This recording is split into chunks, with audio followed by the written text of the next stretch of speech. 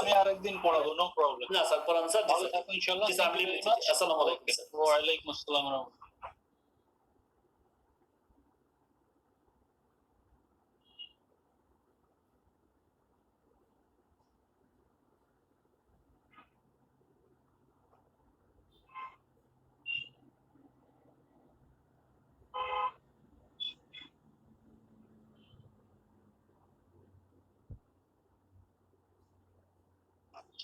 আচ্ছা, তোমরা কি স্ক্রিন দেখতে পাচ্ছ?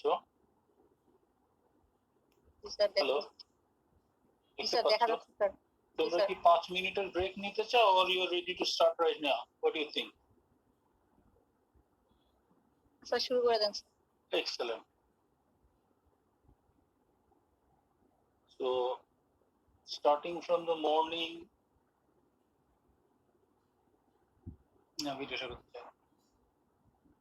ওকে, যেটা বলতেছিলাম সেটা হচ্ছে যে তোমরা সকাল থেকে মর্নিং সেশন শুরু করছো, ওপিডি করলা, এখন একটা লেকচার হইলো।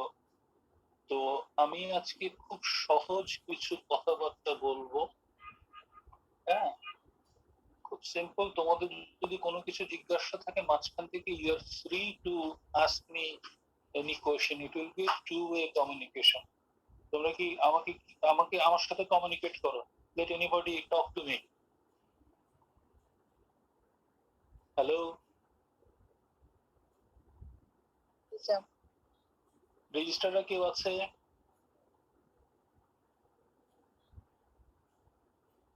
স্টুডেন্টরা তোমরা কি আমাকে শুনতে পাচ্ছ?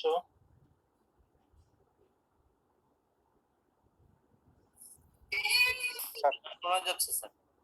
আচ্ছা, আমাকে মাঝখানে যে কোনো সময় যদি কোনো কনফিউশন থাকে আমাকে জিজ্ঞেস করবো। আজকে খুব সহজ সহজ কিছু কথাবার্তা ভাষা ভাবে বলবো, এরপরে আমরা গভীরে আলাপ আলোচনা শুরু করব।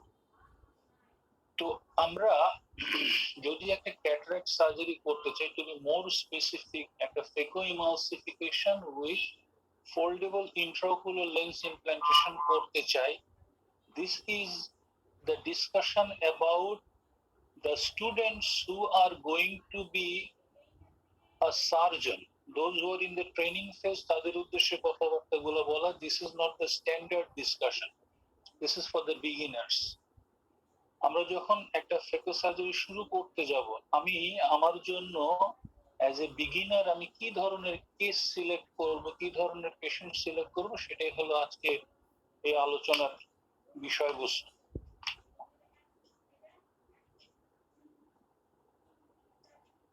এখন দেখো, একটা পেশেন্টের আমি যে সার্জারি করব, এখানে দুইটা পার্সপেক্টিভ আছে।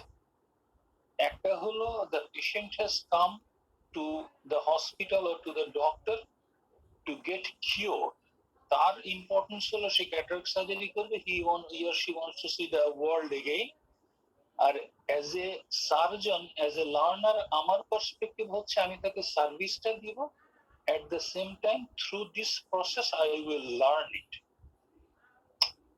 এখন পেশেন্টকে আমি সার্জারি করব, আমার পেশেন্টের প্রতি এক ধরনের ভালোবাসা থাকতে হবে, তার প্রতি শ্রদ্ধা থাকতে হবে, তাকে সম্মানের সাথে চিকিৎসা দিতে হবে, সে ভালো হয়ে বাড়ি যাবে। আর এইভাবে আমি আস্তে আস্তে একজন দক্ষ সার্জন হিসাবে নিজেকে একটা মর্যাদায় নিয়ে যাব। এই প্রসঙ্গে আমি আমার যখন ক্যাটারাক্ট সার্জারি লার্নিং কার্ভে ছিলাম, when I was doing my wet lab training in National Institute, তখন আমি স্যার সলিমুল্লাহ মেডিকেল কলেজের অ্যাসিস্ট্যান্ট রেজিস্ট্রার ছিলাম, প্রফেসর দিন মোহাম্মদ স্যারের অ্যাসিস্ট্যান্ট রেজিস্ট্রার। তো তখন এনআইওতে আসি এবং 12,000 টাকা জমা দিয়ে সরকারি ডাক্তার হওয়া সত্ত্বেও আমি ওয়েট ল্যাবে অপারেশন করা শিখি। ফার্স্টে অন অ্যানিমাল আই, এর পরবর্তীতে লাস্ট উইকে, একটা fourth week possibly, I don't remember that, অনেক আগের কথা, তখন আমাদেরকে কিছু লাইভ সার্জারি করতে দেওয়া হয়েছে হিউম্যান আইতে, of course in presence of A supervisor. তো বলা ঠিক না, আমি নাম বলবো না, একজন আমার সাথে কো-ট্রেনি, তিনি সার্জারি করার সময় কমপ্লিকেশন হলো, নিউক্লিয়াস ড্রপ হলো, তারপরে সে তার মধ্যে অ্যান্টিভিট্রেক্টমি করলো, করে বের হয়ে এসে একটা তৃপ্তির হাসি দিল, আনিস ভাই আজকে একদিনে অনেক কিছু শিখলাম, ভিট্রেক্টমিটাও শিখলাম। তো এই যে অ্যাটিটিউড, এইটা দিস ইজ খুবই আনফরচুনেট। আমাদেরকে মনে করতে হবে যে the patient may be my brother, my sister, my first relation, তো সেই হিসাবে তাকে ট্রিট করতে হবে। পেশেন্টের সেফটিটা সবচেয়ে বড় গুরুত্বপূর্ণ, তাকে আমরা হেল্প করব, তার প্রতি ভালো কিছু করতে পারলে করব, কোন অবস্থায় তার জন্য ক্ষতিকারক কোনো কিছু করব না। যেটা আমি পারবো না, which is beyond my capability, এটা I will never do that. একটা কেস সিলেকশনের ক্ষেত্রে আমাকে অত্যন্ত সতর্ক হতে হবে at the learning curve, at the beginning of my career. আমি নিজেকে দিয়ে আবারও বলি, আমি যখন সার্জারি শুরু করি তখন বহির্বিভাগে বসে এক সপ্তাহ আগের থেকে আমি রোগী দেখতাম, এবং যে রোগীটাকে আমি সার্জারি করতে পারবো সেই রোগীটাকে ইনভেস্টিগেশন কমপ্লিট করে আমার সঙ্গে দেখা করতে বলতাম, এবং আমি ওই রোগীটাকে আন্ডার সুপারভিশন সার্জারি করতাম। ফর দ্য বিগিনার একটা জিনিস মনে রাখতে হবে, আমরা মনে করি hard cataract is difficult to manage. To me still hard cataract and soft cataract দুইটাই ইকুয়ালি ডিফিকাল্ট লাগে। হার্ট ক্যাটারাক্ট ধরে ভাঙা যায় না, আর সফট ক্যাটারাক্ট ধরা যায়। তো সুতরাং ক্যাটারাক্টের গ্রেডিং এরকম হইতে হবে, it has to be somewhere between 2 and 3, grade 2 and grade 3 are best for the learner, for the beginner. এবং এই জাতীয় ক্ষেত্রে আরো কিছু বিষয় আছে, কিছু লিড ডিসঅর্ডারস, অরবিটাল ডিসঅর্ডারস এর কারণে এক্সপোজার কম হয়, কিন্তু দেখতে হবে তার ওয়াইড এক্সপোজার হয়। তারপরে তার অ্যাজ এ হোল হাইপারমেট্রোপিক না বা মায়োপিক না, তারপরে তার পিউপিল প্রপারলি ডাইলেট করে। এর বাইরে আরো কিছু দেখার বিষয় আছে যেগুলো এখানে উল্লেখ করা নেই, তারপরে বলি রোগীটার মনস্তাত্ত্বিক অবস্থানটা কি রকম, সে তোমার সাথে কমিউনিকেট করতে পারে কিনা, সে ভীত কিনা, তারপরে সে কি ধরনের কোনো ওষুধপত্র খাচ্ছে কিনা। তার মধ্যে একটা ওষুধ খুব গুরুত্বপূর্ণ, সেটা হলো তোমার গিয়ে tamsulosin, rapamycin for benign enlargement of the prostate, অথবা সে কোনো অ্যান্টিপ্লেটলেট কোনো ড্রাগ খাচ্ছে কিনা। তারপরে রোগীর কোনো তোমার গিয়ে পালমোনারি ডিসঅর্ডারস আছে কিনা, সে ওই রকম ক্যাপেবল কিনা ফিজিক্যালি অ্যাটলিস্ট 1 hour শুয়ে থাকতে পারবে কিনা, তার শুয়ে থাকার জন্য কোনো ফিজিক্যাল ডিফর্মিটি আছে কিনা, তারপরে তার পিউপিলটা প্রপারলি ডাইলেট করছে কিনা। This are the issues to be considered. Soft cataract, hard cataract, white cataract. Soft cataract difficulty, I told you, we cannot break it. You leave a shell behind epinuclear shell, which is very difficult to manage. তারপরে white cataract এর ক্ষেত্রে at times rhexis becomes difficult. তারপরে আরো বেশ কিছু difficulty থাকে আর কি। তো সেই হিসাবে hard cataract, white cataract, soft cataract গুলো আমরা প্রথম দিকে অ্যাভয়েড করব, আস্তে আস্তে যখন শিখে ফেলবো তখন সবই করব। চোখে যদি কোনো অন্য প্যাথোলজি থাকে সেটা অ্যাভয়েড করতে হবে। তারপরে it has to be a clean cut case with grade 2 to grade 3 cataract. যার একটা চোখ নাই তার অন্য চোখে আমি কখনোই অ্যাজ এ লার্নার কখনোই আমি ওই চোখে, আমি যদি কনফিডেন্ট সার্জন না হই, কখনোই আমি ওই চোখে সার্জারি করব না। আমাদের মুরব্বীদের যারা আজকাল স্বনামধন্য চিকিৎসক ফেকো সার্জন, তারাও একসময় বলতেন যে দেখো, ওয়ান আইড পেশেন্টের ক্ষেত্রে phacoemulsification is a relative contraindication, but with the progression of time, with the development of good machine and good like safety features and surgeonদের experience এর কারণে এখন ওই কথাটা আমরা বলিও না, আমরা শুনতেও চাই না, because to experience surgeon, if the patient is one-eyed, it doesn't make any difference, but still it will be better if the surgeon remains cautious. আমরা যে কাজটা করি ওয়ান-আইড পেশেন্টের ক্ষেত্রে একটা বড় করে ওয়ান-আইড লিখে একটু হাইলাইট করে যাতে সবাই একটু কেয়ারফুল থাকে। ডিপ সিটেড আই এর ক্ষেত্রে অ্যাভয়েড করতে হবে, instrument manipulation is difficult. High মায়োপিয়ার ক্ষেত্রে একই কথা প্রযোজ্য, অ্যাভয়েড করতে হবে। You may have a Citro, but drive slow to be safe. Though it has got a lot of safety features, but still it's better to drive slow. Caught behind হওয়ার চাইতে, bold হওয়ার চাইতে যে বলগুলো risky সেগুলো avoid করা ভালো। আমি ফ্যাকো করতে বসেছি, if I can't do it, I can't do it, এই যে পারলাম না বা আমাকে ফ্যাকো করতেই হবে, এই চিন্তা থেকে বের হয়ে আসতে হবে।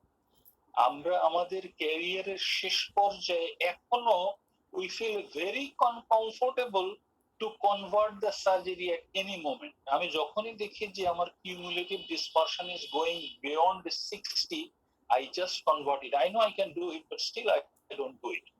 So it's better to be prepared to convert at any moment. ধীরে ধীরে শেখা ভালো, প্রত্যেকটা স্টেপ ধীরে ধীরে একটা স্টেপ রপ্ত করার পরে, কনফিডেন্ট হওয়ার পরে নেক্সট স্টেপে যাওয়াটা ভালো। এক মাসে না শিখে ধীরে ধীরে 6 মাসে শেখাটা আরো ভালো। Superior approach is better for the beginner than temporal approach, because আমার কনভার্ট করার ক্ষেত্রে this is very easy to convert, এবং স্টপ এন্ড চপ বা ফ্যাকো চপ এক্সপার্ট সার্জনের কাজ, ফ্যাকো চপ এক্সপার্ট সার্জনের কাজ।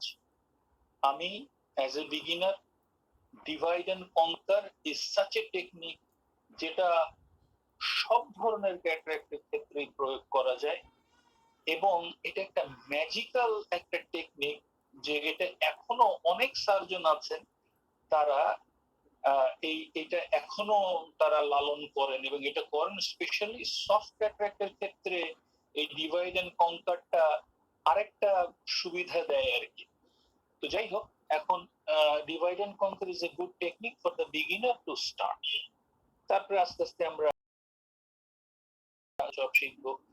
আমরা কোন একটা ক্লাসে নিউক্লিয়ার, হ্যালো তোমরা কি শুনতে পাচ্ছ? জি স্যার।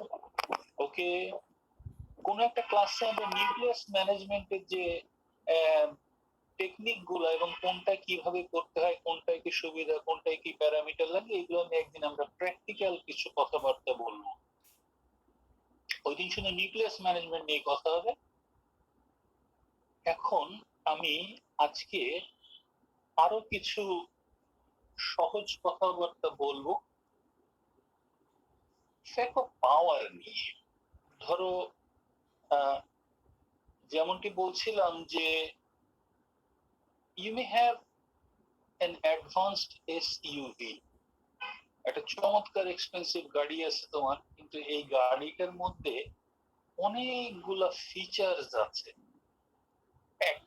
ফিচার প্যাক, এবং এই ফিচার গুলো দেয়া হয় for safety and for comfort. এখন আমি যদি এই ফিচার গুলো সম্পর্কে অ্যাওয়্যার না হই, তাহলে it doesn't make any difference from an ordinary vehicle to that exceptional safety feature packed vehicle, because I don't know how to use that. এখন আজকালকার মডার্ন মেশিন গুলায় কি কি ধরনের ফিচার থাকে, সেইগুলা কিভাবে ইউজ করতে হয়, এই জিনিসগুলা আমরা আস্তে আস্তে জানবো। এখন ফেকো ইমালসিফিকেশন কিভাবে করা হচ্ছে, নিউক্লিয়াসটাকে ইমালসিফাই করা হচ্ছে কিভাবে করা হচ্ছে। ফ্যাকোডিনামিক্স এর মধ্যে দুইটা component, one is your fluidics which is management of the fluid and vacuum, and the other is power. Vacuum দিয়ে ধরা হচ্ছে, পাওয়ার দিয়ে এমালসিফাই করা হচ্ছে এবং অ্যাসপিরেট করে বের করে দেওয়া হচ্ছে। এই হলো মোটা দাগে কথা। এখন দেখো, আমাকে ছোটবেলায় বিস্কিট দৌড়ায় যে বিস্কিটটা মুখে নিতে পারতাম না, বিকজ ওটা ধরার ক্ষমতা ছিল না, সরে যেত, যখনই ধরতে যেতাম সরে যেত। সো আমাকে আগে বিস্কিটটা ধরতে হবে, তারপরে দাঁত দিয়ে গুঁড়ো করতে হবে। অ্যাপলটাকে খেতে হলে আগে হাত দিয়ে আমাকে মুখের কাছে শক্ত করে ধরে তাতে কামড় দিতে হবে। তো খুব সহজ করে বলতে গেলে আমাকে আগে জিনিসটাকে ভ্যাকিউম দিয়ে ধরতে হবে, পাওয়ার দিয়ে এটাকে গুঁড়ো করতে হবে, আর ফ্লুইড দিয়ে এটাকে অ্যাসপিরেট করে ভ্যাকুয়ামের মাধ্যমে বের করে নিয়ে চলে আসতে। এখন আমরা এই ধরা আর বের করার বিষয়টা পরে আলাপ করব, কিভাবে গুঁড়ো করা হবে, হাউ উই উইল এমালসিফাই ইট, কি ধরনের পাওয়ার, এই বিষয়গুলো নিয়ে আজকে আমরা আলাপ করব, পাওয়ার সংক্রান্ত বিভিন্ন কথাবার্তা। পাওয়ারটা কিভাবে জেনারেটেড হয়? এটা জেনারেটেড হচ্ছে বাই ট্রান্সডিউসার। ট্রান্সডিউসার মূলত দুই রকমের হয়ে থাকে, একটা হলো ম্যাগনেটোরেস্ট্রিকটিভ ট্রান্সডিউসার, আর আরেকটা হলো পিজো ইলেকট্রিক ট্রান্সডিউসার। এখন ম্যাগনেটোরেস্ট্রিকটিভ এর কিছু সুবিধা আছে, কিছু অসুবিধা আছে। এটা সুবিধা হলো যে এটা একটা ফেরোম্যাগনেটিক ল্যামেলার চারপাশে যে ইলেকট্রিক ওয়্যার থাকে, এটার মধ্যে দিয়ে কারেন্ট গেলে পারে এটা এক্সাইটেড হয়ে এটা ভাইব্রেট করে, এবং এইখানে কোনো কন্ট্যাক্ট প্রয়োজন হয় না, এবং এটা কন্ট্যাক্ট ফ্রি এক্সাইটেশন হচ্ছে, এবং ওই যে এক্সাইটেশনটা আমি যে ফেকোটিপে ট্রান্সফার করব, এইখানে কোনো ডিটোরিয়েশন অফ তোমার যে পাওয়ার হয় না এট দ্য জাংশন, কিন্তু এটার এফিসিয়েন্সিটা কম। তো এইটার এত গভীরে এত কিছু না জানলেও চলবে। ম্যাগনেটোরেস্ট্রিকটিভ আছে, এটা ইলেকট্রিক ল্যামেলার কয়েল দিয়ে তৈরি হয়, এবং এটা ইলেকট্রিসিটির যে ফ্রিকোয়েন্সি থাকে 50 to 60 কিলো হার্টজ, এই ফ্রিকোয়েন্সি ওইটা আলটিমেটলি ট্রান্সফার হয়। তো কিন্তু দেখা যায় যে এটা রিলেটিভলি লো ফ্রিকোয়েন্সি আমাদেরকে দেয় আর কি, এবং এটা খুব বেশি এফিশিয়েন্ট না। এরপরে আসতেছিল পিজো ইলেকট্রিক ট্রান্সডিউসার। পিজো ইলেকট্রিক ক্রিস্টালের একটা মজার চরিত্র হচ্ছে যে এটা যদি কম্প্রেস করা হয় তাহলে এই এই ক্রিস্টাল থেকে ইলেকট্রিসিটি জেনারেট হয়। ক্রিস্টালটাকে কম্প্রেস করলে ইলেকট্রিসিটি জেনারেট হয়। আবার ক্রিস্টালে যদি আমি উল্টা করে বলি, ক্রিস্টালে যদি ইলেকট্রিসিটি দেওয়া যায় তাহলে ইট কম্প্রেসড হয়ে যায়। তো এই যে ইলেকট্রিসিটি গেলে পরে ক্রিস্টালটার যে কন্ট্রাক্ট করার যে ক্যাপাবিলিটি, এই ক্যাপাবিলিটিটাকে ইউটিলাইজ করে এই ক্রিস্টালকে হাই ফ্রিকোয়েন্সিতে অসিলেট করা হয়, এবং এই অসিলেশন করা ক্রিস্টালটার উপরে একটা হর্ন, একটা শিংয়ের মতন একটা জিনিস থাকে, ওই হর্নটাই ফেকো নিডলটাকে অসিলেট করে। এখন দেখো, আমরা অলওয়েজ মেশিন শুরু করার সময় একটা টিউনিং করি। এই টিউনিং জিনিসটা কি, এইটা সম্পর্কে কিন্তু আমরা মেশিন ব্যবহার করি, বাট আমরা এই জিনিসটা সম্পর্কে একটা স্বচ্ছ ধারণা আমরা রাখি না, বাট একটা ভাষা ধারণা রাখি। তো টিউনিং জিনিসটা হলো, আগে একটা জিনিস আমি বলি, মেশিন গুলার যে মাদার বোর্ড থাকে মেশিনের ভেতরে, এইগুলার মধ্যে এমন একটা কমপ্লেক্স একটা সফটওয়্যার থাকে, এমন এক তোমার দিয়ে কম্পিউটার থাকে, যেটা তোমার আমার প্রয়োজনগুলা কি কি হতে পারে, এটাকে কিভাবে সলভ করতে হবে, কিভাবে এটা সেফটি বাড়ানো যাবে, কিভাবে এটাকে এফিশিয়েন্ট করা যাবে। প্রথম কথা হলো সেফটি। দ্বিতীয় কথা হচ্ছে হলো আমার নেসেসিটি। একটা কাজ করতে গেলে ডিফারেন্ট ফেজে কি কি হতে পারে, তাতে কি কি সমস্যা হয়, সেটাকে কিভাবে সেফলি ওভারকাম করা যেতে পারে, এই বিষয়গুলো মাথায় রেখে ওভার দ্য ইয়ার সেই আর্লি 60s থেকে এখন পর্যন্ত থ্রু ডিফারেন্ট অ্যালগোরিদমস এইটাকে ডেভেলপ করা হয়েছে। এই বিষয়গুলো এত অ্যামেজিং যে যখন আলাপ করব আমরা আস্তে আস্তে আমরা খুবই আনন্দ লাগবে। টিউনিং এর বিষয়টা দেখো, প্রত্যেকটা মেটালের কিন্তু একটা নিজস্ব একটা অসিলেশন থেকে, একটা ফ্রিকোয়েন্সি থেকে, ইনহেরেন্ট একটা ফ্রিকোয়েন্সি। স্কুলের ঘন্টায় যখন একটা বাড়ি দেওয়া হয়, ও কিন্তু বেশ কিছুক্ষণ ধরে ভাইব্রেট করতে থাকে। চার্চের বেলে যখন বাড়ি দেয় ঢং, একটা সার্টেন ফ্রিকোয়েন্সিতে ভাইব্রেট করতে থাকে naturally at the frequency with which the material is with which material the device is made. এখন আমরা যে ফেকো টিপটা ব্যবহার করি, এইটা কোন ফ্রিকোয়েন্সিতে প্রপারলি ফাংশন করবে, এবং আর একটা জিনিস বুঝতে হবে যে এটা কিন্তু অ্যান্টেরিয়র চেম্বারের ব্যালান্সড সল্ট সলিউশনের মধ্যে এটা কাজ করবে। at the same time এটা different density nucleus of different load say face করে সে অসিলেট করবে। তো এটার জন্যই যেটা করা হয়, একটা ক্যাপের মধ্যে ব্যালান্স সল্ট সলিউশন দিয়ে ক্যাপটা পরায় তারপরে মেশিনটাকে টিউন করা হয় যে ও ওই মিডিয়ার মধ্যে ওর নিজস্ব চরিত্রের সাথে প্রপারলি সে টিউনড হয়। ঠিক আছে, তারপরে অলরেডি কেন করা হয় ডিফারেন্ট সাইজ এবং ডিফারেন্ট ডিজাইন। যেমন ধরো আমরা ফেকো টিপ গুলো কিন্তু ডিফারেন্ট সাইজের হয়ে থাকে, ডিফারেন্ট ডিজাইনের হয়ে থাকে, যদিও আজকাল টাইটানিয়াম দিয়ে তৈরি হয়, বা ডিফারেন্ট বোরের হয়ে থাকে, ডিফারেন্ট বিভেলের থাকে। তো ওই জিনিসটা সাথে মেশিনকে একটু ওরিয়েন্ট করে দেওয়া, end of course the balance salt solution. তাইলে আমরা এখন পর্যন্ত কিভাবে পাওয়ার জেনারেট হচ্ছে পিজোইলাস্টিক ক্রিস্টালের মাধ্যমে ও ওর অ্যাটমসফিয়ারে প্রপারলি অসিলেট করে একটা পাওয়ার জেনারেট করবে, এইটুকু পর্যন্ত জানলাম। ওইটা দিয়ে আমরা এখন নিউক্লিয়াসকে ম্যানেজ করব। পাওয়ার জিনিসটা কি? পাওয়ার একটা জিনিস, এনার্জি একটা জিনিস, কিউমুলেটিভ ডিসপারশন অফ এনার্জি আলাদা জিনিস। এগুলো নিয়ে আমরা বিভিন্ন সময় আলাপ করছি, এগুলো আমরা সবাই জানি, তারপরে একটু আলাপ করা। এটা হলো ফেকো নিডল কতটুকু ভাইব্রেট করে ক্যাভিটেট করতে পারবে in the adjacent lens material. Cavitation জিনিসটা আমরা একটু পরে আলাপ করব। এইটা জেনারেট হচ্ছে কিভাবে, ও কত দ্রুত কোন ফ্রিকোয়েন্সিতে এটা মুভমেন্ট করতেছে এবং কতটুকু ডিস্টেন্সে মুভ করতেছে, এই দুইটার combination, the frequency at which it is oscillating and the distance it is traversing back and forth, এই দুইটা মিলে পাওয়ার জেনারেট হচ্ছে, এই দুইটা মিলে পাওয়ার সৃষ্টি করতেছে।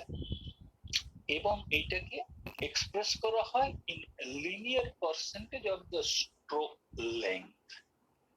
ফেকো নিডলের ব্যাক এন্ড ফোর্থ মুভমেন্ট যেটা, এই যে এখানে অ্যারো দেওয়া আছে সামনে পিছনে যে মুভমেন্টটা দেখাচ্ছে, this is the stroke length. এটা 2 মিল থেকে 6 মিল, 6 মিল পর্যন্ত হয়ে থাকে। এখন এই মিলটা হচ্ছে 1 ইঞ্চির 1000 ভাগের 1 ভাগ। তাইলে 1 ইঞ্চির 1000 ভাগের 1 ভাগ 1 মিল, 2 to 6 মিল এই মুভমেন্টটা হয়ে থাকে। এইটা হলো স্ট্রোক লেংথ। এখন ধরো এই যে একটা স্ট্রোক দিচ্ছে, একটা ঘুষ দিচ্ছে, এইটার যে পাওয়ার, আর 1 সেকেন্ডে যদি সে 5টা ঘুষি মারে তাইলে কিন্তু ড্যামেজটা বেশি হয়। তো সুতরাং এই যে স্ট্রোক লেন্থের সঙ্গে ফ্রিকোয়েন্সি দুইটা মিলেই কিন্তু পাওয়ারটা জেনারেট করতেছে, এটার ইম্প্যাক্ট সৃষ্টি করতেছে। The linear distance that the tip traverses to produce an impact on the lens material. এটা কিভাবে? এটা টিপের মুভমেন্ট এবং আল্ট্রাসনিক ফ্রিকোয়েন্সি দুইটা মিলে হচ্ছে। এই যে স্ট্রোক লেন্থটা চেঞ্জ হবে কিভাবে? আমি তো ধরো আমার ফেকো নিডল 6 মিল পর্যন্ত স্ট্রোক লেন্থ দিতে পারি, সেটাকে যদি আমি 100% ধরি, সেক্ষেত্রে আমি যদি 50% পাওয়ার প্রিসেট করে রাখি, তাহলে পরে ওটা 3 মিলের উপরে আর যাবে না। আমি বুঝতে পারতেছি যে this is a great two cataract, আমার 50% পাওয়ার উড বি ফাইন। আমি সেক্ষেত্রে 50% এ যদি সেট করি, তাহলে ওর maximum capacity to move is 6 mil, তাহলে ও 3 মিল যাবে। এইটুকু আমরা বুঝে একটু থামি। এখন ধরো 50% আমি সেট করে দিলাম 3 মিল যাবে, এখন প্রতিবারে এতটুকু মুভ করবে। এখন আমি যদি ফুট সুইচের 3 নম্বর পজিশনে গেলে আমাকে পাওয়ার শুরু করবে, আমার যতটুকু অ্যামপ্লিটিউড আছে 3 নম্বর ফুট সুইচে 3 নম্বর পজিশনে, তার অর্ধেক যদি যাই, তাহলে সে কিন্তু 1.5 মিল মুভ করবে। যদি 2/3 যাই, তাহলে আমার যেহেতু ম্যাক্সিমাম ক্যাপাসিটি 3 মিল যাওয়ার, তাহলে পরে 2 মিল যাবে। যদি পুরোটা যাই, তাহলে সে 3 মিল যাবে। অর্থাৎ কিনা আমি প্রথমেই আমার এই 6 মিল ডিস্টেন্সের 100% দিলে, ফুট সুইচের 100% দিলে সে 6 মিল মুভ করবে। যদি আমি 50% সেট করে রাখি, তাহলে ম্যাক্সিমাম 3 মিল যেতে পারবে যদি আমি ফুট সুইচের 3 নম্বর পজিশনে একদম লাস্ট পর্যন্ত যাই। তো এই যে পার্সেন্টেজ অফ পাওয়ার সেটিংটা, এটা সার্জন আগে থেকেই for the safety and depending on the grade of the cataract usually 50, 60 at max 70% longitudinal পাওয়ারের ক্ষেত্রে সেট করে নেন আর কি। আর এর বাইরে যেটা আমি সেট করে নিচ্ছি, ওটাই আমার জন্য 100% for the maximum pressing of foot switch in position 3। এখানে একটা বিষয় কিন্তু এখনো উজ্জ থেকে যাচ্ছে, সেটা হচ্ছে ফ্রিকোয়েন্সি। এটা তো আমি ব্যাক এন্ড ফোর্থ মুভমেন্টের কথা, স্ট্রোকের কথা বললাম, তো ফ্রিকোয়েন্সিটা কিন্তু এইখানে দেখো লাস্ট লাইনে স্লাইডে আছে, দ্য ফ্রিকোয়েন্সি রিমেইনস আনচেঞ্জ। তোমরা তো পট করে বলবো যে sir I don't agree, we don't agree. আমিও also don't agree, but this is the standard. ঠিক আছে, ফ্রিকোয়েন্সি মেশিনের মেকারের যে ফ্রিকোয়েন্সি থাকবে 27,000 থেকে শুরু করে 40,000, 42,000 পর্যন্ত এইটা থাকবে, এই ফ্রিকোয়েন্সি ইজ ফিক্সড। কিন্তু আমার স্ট্রোক লেন্থটা আমি চেঞ্জ করব, এইটুকু আমরা আপাতত বুঝি। তারপরে ফ্রিকোয়েন্সি নিয়ে আমি আবার একটু কথা বলবো। This is not a constant thing, ideally this is remains unchanged, but it may change according to the changing circumstance, and the machine will do it for me, not me. এখন দেখো stroke লেংথের উপরে ইম্প্যাক্টের যে variation আর কি, batsman যদি অনেক পিছন দিক থেকে একটা স্ট্রোক খেলে, তাইলে বলের যে আঘাত থেকে বাউন্ডারি পার হবে, কাছাকাছি থেকে বাড়িটা দিলে অতদূর বল যাবে না। এই হাতুড়ি ডান পাশের ছবিতে, স্ক্রিনের বাম পাশে, ও কাছ থেকে বাড়ি দিলে যে ইম্প্যাক্ট হবে, আর একটু দূর থেকে বাড়ি দিলে কিন্তু ইম্প্যাক্ট বেশি হবে। যত বেশি স্ট্রোক লেন্থ, যত দূর থেকে সে ও নিউক্লিয়ার ম্যাটেরিয়ালকে স্ট্রাইক করবে, তত বেশি ইম্প্যাক্ট ক্রিয়েটেড হবে। ফ্রিকোয়েন্সিটা কি? এই ফ্রিকোয়েন্সিটা, হ্যালো, শুনতে পাচ্ছ?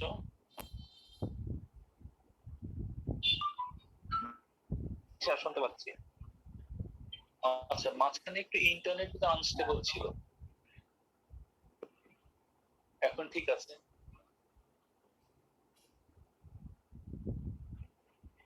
হ্যালো, জি স্যার, ঠিক আছে। ওকে, ফ্যান্টাস্টিক। আমরা স্ট্রোক লেংথ নিয়ে কথা বললাম, which is variable, which is under my control, and now and during that time I told that the frequency is constant. এখন দেখো এই যে ফ্রিকোয়েন্সিটা, এটা হচ্ছে হলো the factor which moves back and forth. সামনে পেছনে যে ফ্রিকোয়েন্সিতে মুভ করতেছে এইটা সাধারণত স্টেবল, যেটা 27,000 থেকে 60,000। তোমরা হয়তো অনেকেই জানো যে স্যার শুধু ব্যাক এন্ড ফোর্থ বলতেছে কেন, স্যার কেন টর্শন বলতেছে না, কেন ট্রান্সভার্সের কথা বলছে না, এগুলো বলা হবে।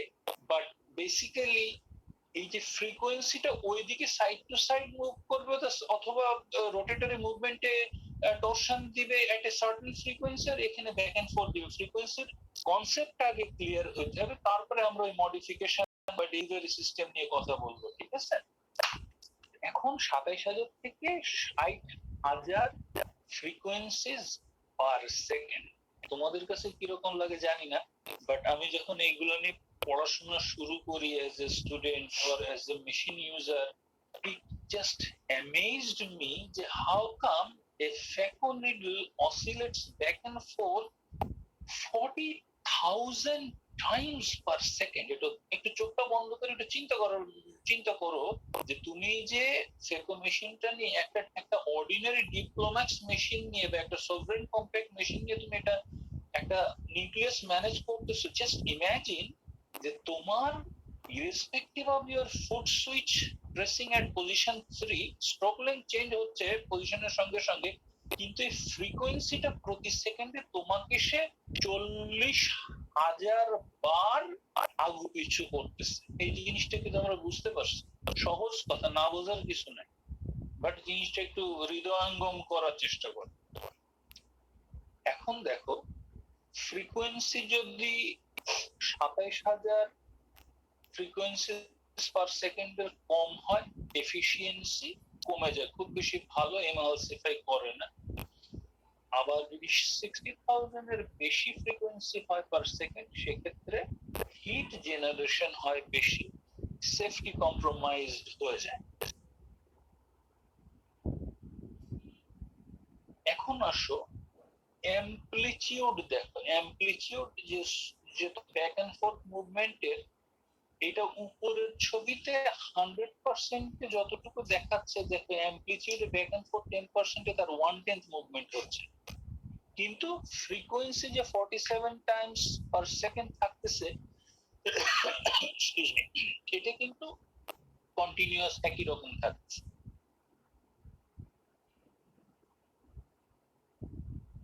ফ্রিকোয়েন্সি নিয়ে আরো কিছু কথাবার্তা, এটা কনস্ট্যান্ট অলরেডি আলাপ করা হয়েছে। এটা কতটুকু ফ্রিকোয়েন্সিতে মুভ করবে এটা ম্যানুফ্যাকচারার ডিটারমিন করবে, রেঞ্জটাও বলা হয়েছে। তারপরে এইটা টিউনিং সার্কিটের মাধ্যমে এটা অলওয়েজ কনস্ট্যান্ট থাকে। এখন এইবার একটা খুব ইন্টারেস্টিং কথা বলবো। মেশিনের একটা নিজস্ব একটা ফিডব্যাক লুপ আছে। ও ফ্যাকো টিপে কতটুকু নিউক্লিয়ার ম্যাটেরিয়াল পাচ্ছে, কোন কনসিস্টেন্সির নিউক্লিয়ার ম্যাটেরিয়াল পাচ্ছে, এটা কি সফট নাকি মডারেট নাকি হার্ড, এটা কতটুকু খুব ছোট নাকি মাঝারি নাকি খুব বড়, এই যে বিষয়গুলা, এইটা সে ফ্যাকল্টিতে পাওয়ার সাথে সাথেই সে মাদারবোর্ডে ফিডব্যাক দেয়, এবং ফিডব্যাক পাওয়ার পরে আমার প্রিসেট যা আছে এগুলো থাকা সত্ত্বেও মেশিন ওইটাকে হ্যান্ডেল করার জন্য ওই রেঞ্জের মধ্যে সে প্রয়োজনীয় চেঞ্জ করে। আমি কিছুই বুঝতে পারতেছি না, বাট মেশিনের অ্যালগোরিদম আমার জন্য ফ্রিকোয়েন্সিও চেঞ্জ করতেছে, স্ট্রোক লেন্থও চেঞ্জ করতেছে, এবং এইটা হচ্ছে কি তোমার গিয়ে মিনিটে সেকেন্ডে তোমার গিয়ে 50 থেকে 100 বার সেই ফিডব্যাক পাচ্ছে। সেকেন্ডে সে 40,000 অসিলেশনস পার সেকেন্ড সে আমার অসিলেট করতেছে, এবং 50 থেকে 100 বার ইন এ সেকেন্ড সে ইনফরমেশন পাচ্ছে ফ্যাকল্টি থেকে যে তার সামনে কি ধরনের নিউক্লিয়াস আছে, কতটুকু হার্ড নিউক্লিয়াস আছে, কি পরিমাণ ওজন তার নিউক্লিয়াস টিপে আছে, এইটা সে 100 বার ইনফরমেশন পেয়ে সেই মোতাবেক সে প্রয়োজনীয় পাওয়ার এন্ড ফ্রিকোয়েন্সি দিচ্ছে, যেটা সার্জন বুঝতেও পারতেছে। এখন দেখো, এই যে 50 to 100 times meter per second. আচ্ছা, এখন দেখো পালস মোড কি জিনিস, স্মার্ট পালস মোড কি জিনিস, সেগুলো পরে আসতেছে পাওয়ার ডেলিভারি সিস্টেমের মধ্যে। এইখানে এই প্রসঙ্গে আরেকটা ছোট্ট জিনিস এখনই বলে ফেলে, সেটা হলো যে স্মার্ট পালস বলে একটা কথা আছে। মেশিন প্রথমে করে কি, কিছু কিছু মেশিনে তার যতটুকু পালসের একটা পালস পাওয়ার যতটুকু ডেলিভারি করার কথা, ধরো 20 মিলি সেকেন্ড ধরে সে পাওয়ারটা ডেলিভারি করবে, প্রিসেট পাওয়ার ডেলিভারি করবে। এখন সে সেন্স করে 1/4 অফ দ্য টাইম সে 5 মিলি সেকেন্ড আগে সেন্স করবে, ছোট্ট পালস দিবে। এই পালসটা কি, প্রিসেট পালস যতটুকু তার 10% অফ দ্য পালস দিয়ে আগে জিনিসটা বুঝবে যে জিনিসটা কি, শক্ত না নরম, নাকি ভারী না হালকা নাকি। এই 10% পাওয়ার for only 1/4 of the time দেওয়ার পরে সে সেন্স করে বাকি 75% অফ দ্য টাইম, বাকি সময়টা 15 মিলি সেকেন্ড সে ফুল পাওয়ারটা ডেলিভারি করবে। তার ফুল পাওয়ার না, যতটুকু প্রয়োজন ওই সেন্স করার পরে সে পাওয়ারটা ডেলিভারি করবে। After sensing the resistance, the fuel power will be delivered. এইটাকে বলা হচ্ছে স্মার্ট পালস। এই দেখো, এই ছবিটা দেখলে আরেকটু ভালো বোঝা যাবে। সে আমি 60% কনভেনশনাল পালস সেট করে রাখছি। তো এই ক্ষেত্রে মেশিন যেটা করে, প্রথমে আগে 5 মিলি সেকেন্ড ওই স্টিপুলেটেড পাওয়ারের 10% ডেলিভারি করে সেন্স করে, এবং তারপরে সে প্রয়োজনীয় 60% যে দিবে, নট নেসেসারিলি যতটুকু প্রয়োজন ততটুকু সে দিয়ে দেয়।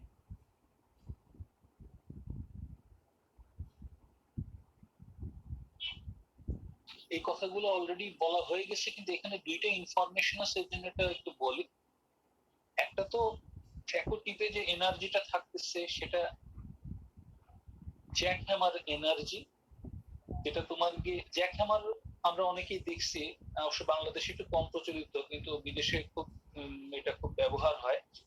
কংক্রিটের রাস্তা ভাঙার জন্য জাস্ট একটা হাতলওয়ালা একটা ভার্টিক্যাল কোমর পর্যন্ত উঁচু একটা ডিভাইস ধরে রাখে, এবং ওই টিপে একটা হ্যামার থাকে, ওটা নিজে নিজেই খুব হাই স্পিডে ওঠানামা করে এবং ওই কংক্রিটকে গুঁড়া গুঁড়া করে ফেলে। তো এইটাকে বলে জ্যাক হ্যামার। তো ফ্যাকো টিপটা ঠিক একই মেকানিজমে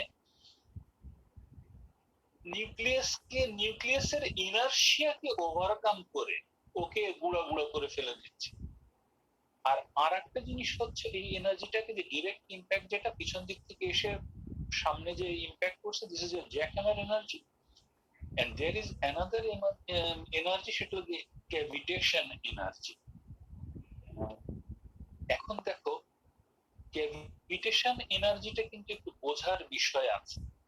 খুব সহজ করে যদি বলা হয়, যে যখন আল্ট্রাসনিক স্পিডে the phaco tip moves back and fourth, যখন সে পেছন দিকে মুভ করে তখন একটা ভ্যাকুয়াম সৃষ্টি হয়, এবং তার থেকে মাইক্রো বাবল সৃষ্টি হচ্ছে from the water, from the balance salt solution. যখন সে পেছনে আসতেছে তখন বাবল ক্রিয়েট হচ্ছে বিকজ অফ দ্য ভ্যাকিউম। তো ভ্যাকিউম ঠিক বলবো না, মানে লো প্রেসারের কারণে যখন পেছন দিকে আসছে প্রেসার কমে যাচ্ছে, তখন মিডিয়া থেকে বাবল সৃষ্টি হচ্ছে। আর যখন সে এই আল্ট্রাসনিক ফ্রিকোয়েন্সি যখন আবার সে সামনের দিকে যাচ্ছে, এই যে কম্প্রেসড এয়ার বাবলটা একটা এনার্জি সৃষ্টি করতেছে। এখন ধরো there is a term called explode, যেটা হয় কি, বম্বের ভেতর থেকে এক্সপ্লোশন হয়ে জিনিসপত্রগুলো বাইরের দিকে যায়।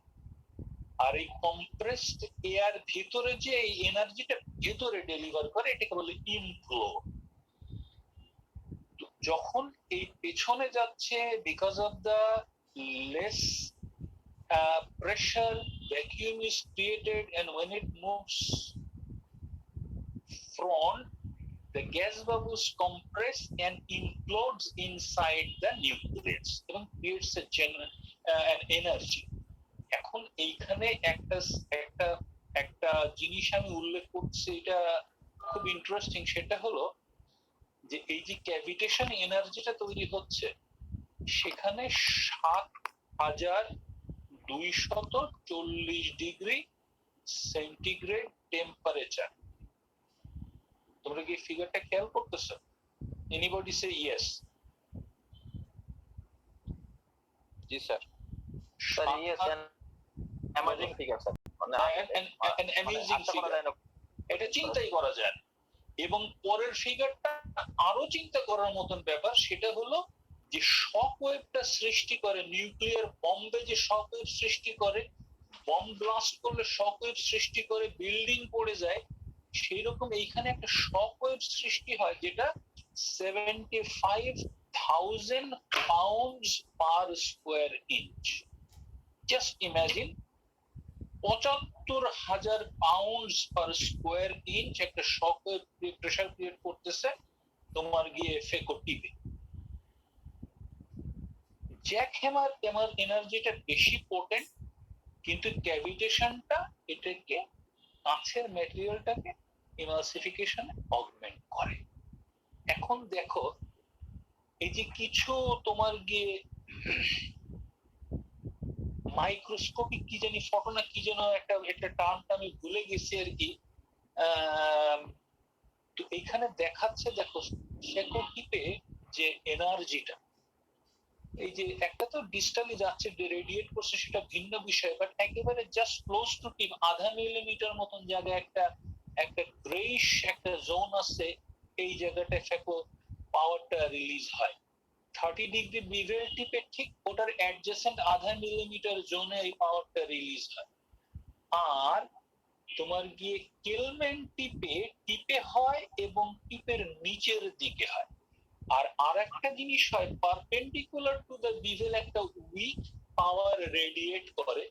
এর জন্য this is always ideal to keep the bevel towards the side or little tilted away from the Konion.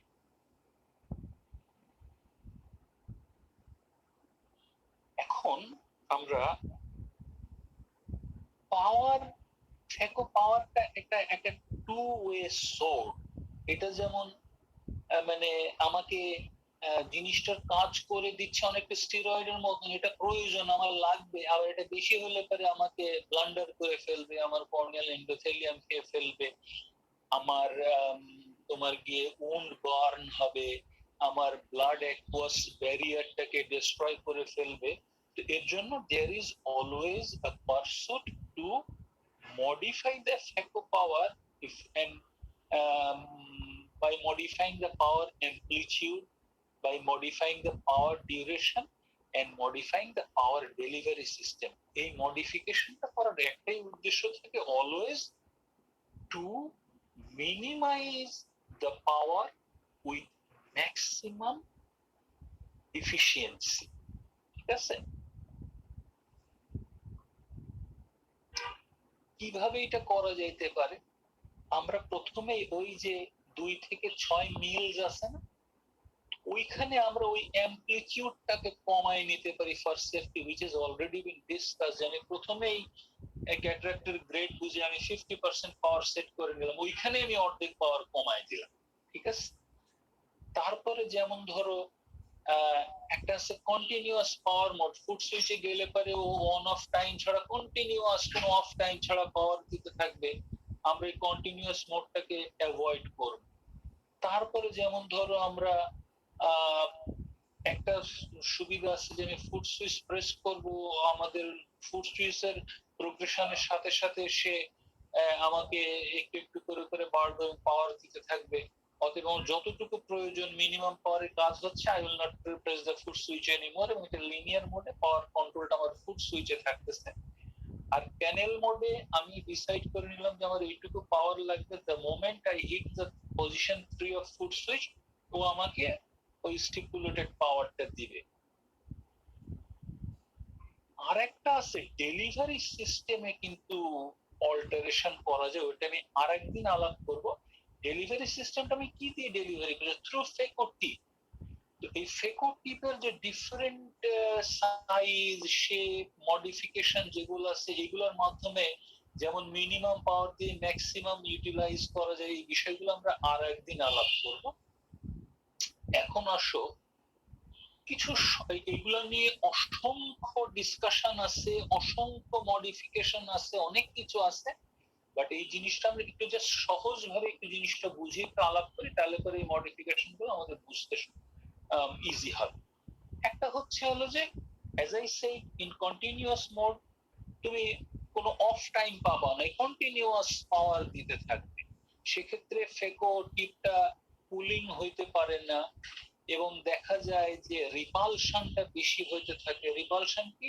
পাওয়ারের কারণে দেখা যাচ্ছে nucleus is not coming close to or rather going away from the phaco tip, এবং continuously তোমার কি unnecessary পাওয়ার আসে, hit generation বেশি হয়। তো এর জন্য কি করা হচ্ছে? পালস মোডে চলে যাওয়া হচ্ছে। পালসটা কি? যতক্ষণ পাওয়ার অন থাকবে ঠিক ততক্ষণ পাওয়ার অফ থাকবে। এইখানেও হয়তো তোমরা একজন বলবো যে স্যার আপনি এটা কি বলেন, আপনার সাথে ডিসএগ্রি করি। আমিও তোমাদের সাথে ডিসএগ্রি করি। I am talking about the standard norm. Pulse মোডে equal amount of time power on থাকবে, equal amount of time power off থাকবে। তো এই যে অন টাইম যতটুকু, এইটাকে বলা হচ্ছে ডিউটি সাইকেল, ঠিক আছে? আর হচ্ছে হলো আর অন অফ মিলায় যে কথা, অন অফ মিলায় এই দুইটা মিলে একটা শব্দ বলে, ওটা আমি ভুলে গেছি, কি ইন্টারভ্যাল যেন বলে আর কি। হ্যাঁ, শুধু যতটুকু পাওয়ার অন থাকবে ওই পিরিয়ডটাকে বলা হচ্ছে ডিউটি সাইকেল। আর অন অফ মিলায় পাওয়ার ইন্টারভ্যাল বা কি যেন টার্মটা এই মুহূর্তে মনে করতে পারছি না, আমি পরে নেক্সট ক্লাসে বলবো আর কি, বা মনে পড়লে বলবো। এখন দেখো, একটা হলো কন্টিনিউয়াস কোনো অফ টাইম নেই, সে সারাক্ষণ পাওয়ার দিচ্ছে। আর একটা হচ্ছে হলো পালস মোড, সে যতটুকু অন থাকতেছে ততটুকু অফ থাকতেছে। আর একটা হচ্ছে হলো বার্স্ট মোড। বার্স্ট মোডে এই যে ইন্টারভ্যালটা, ফুট সুইচ প্রেস করার সঙ্গে সঙ্গে ইন্টারভ্যালটা আস্তে আস্তে কমতে কমতে at the terminal stage of the at the last stage of the foot switch position of the foot switch, এই ইন্টারভ্যালটা মোটামুটি ডিসঅ্যাপিয়ার করে it behaves like a continuous mode, ঠিক আছে? এখন দেখো, আমি একটা কথা বলতেছিলাম যে পালস মোডের ক্ষেত্রে অন টাইম যতটুকু থাকবে অফ টাইম ততটুকু থাকবে, এটা যেমন সত্যি কথা, কিন্তু এটা আবার তোমার গিয়ে পালস টাইমটাকে তোমার গিয়ে প্রিসেট করা যেতে পারে। ভ্যারিয়েবল পালস টাইমের ক্ষেত্রে কি করা হয়, অন টাইমটাকে প্রয়োজনে আমি বাড়াই নিতে পারি, অফ টাইম কমাই নিতে পারি, প্রয়োজনে সমান রাখতে পারি, প্রয়োজনে অন টাইম কম রেখে অফ টাইম বাড়াইতে পারি, প্রয়োজনে অন টাইম বাড়াই দিয়ে অফ টাইম কম মানে কমাই নিতে পারি। অর্থাৎ কিনা কতটুকু পাওয়ার অন রাখবো এটা আমার হাতে, সমান রাখবো, কম রাখবো অথবা বেশি রাখবো, এটা প্রিসেট করে নেওয়া যেতে পারে। বাট স্ট্যান্ডার্ড পালসের ক্ষেত্রে এটা হচ্ছে ইকুয়ালি সমান থাকবে। পালস মোডের অ্যাডভান্টেজটা কি? প্রথম অ্যাডভান্টেজ হলো যে সে আমাকে 50% অফ দ্য পাওয়ার কমায় দিচ্ছে। এই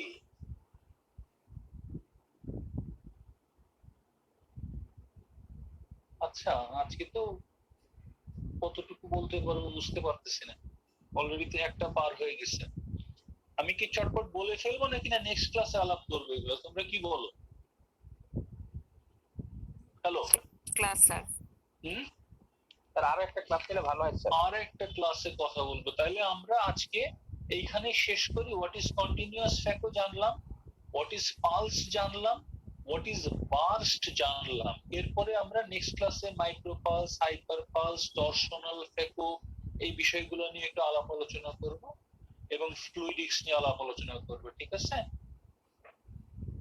হ্যালো, ঠিক আছে sir. Okay, thank you very much, ভালো থাকো, বিশ্রাম করো, বাই বাই। আসসালামু আলাইকুম। Almost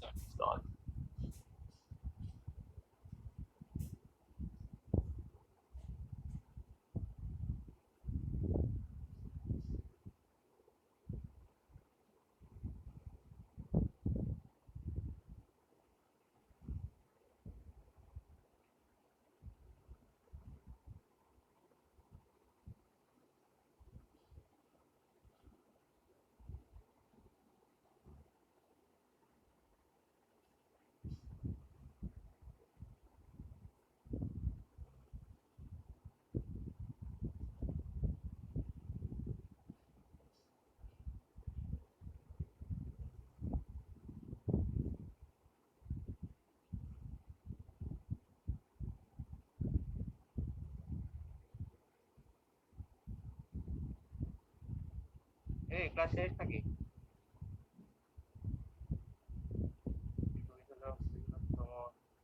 শরীফুল হক, সারিয়া, সারিয়া, এরা কেউ নাই বুঝছেন। এই কাহিনী কি হয়েছে জানেন? এরা লিভ করছে মানে কেটে দিয়ে, যেখান থেকে লিভ করে মিটিং লিভ হলো না, মিটিং কিন্তু এরকম থাকবে। আমার এটা যতক্ষণ অন থাকবে ততক্ষণ এই 10 জন থাকবে। মেহরাজ আসো, মেহরাজ। জি দাদা আছি। এই লেকচার শেষ নাকি? শেষ শেষ মাত্র শেষ। ও লাস্টের কথাটা শুনতে পাইনি, কথা বলছিলাম তো। তো কি অবস্থা? এখন দাদা বেটার, আস্তে আস্তে শুরু করবো, জয়েন করবো। আচ্ছা, এমনি কি ইয়া নাকি মানে শারীরিকভাবে ফিট হয়েছো? দুর্বল খুব, মানে মর্নিং সেশন উঠতেই পারি না, আমার ইনসমনিয়া রাতে, আর মানে এখনো খুব উইক। শুরু করবো আস্তে আস্তে। খাবার রুচি আসছে? হ্যাঁ ওইটা আছে। আচ্ছা ধীরে ধীরে শুরু করো, দেখা যাক। হ্যাঁ এই যে শুরু করে দিচ্ছি। এগুলো সব ঠিক আছে। জি জি, ইনশাআল্লাহ। হ্যাঁ ঠিক আছে ম্যাম। ওকে।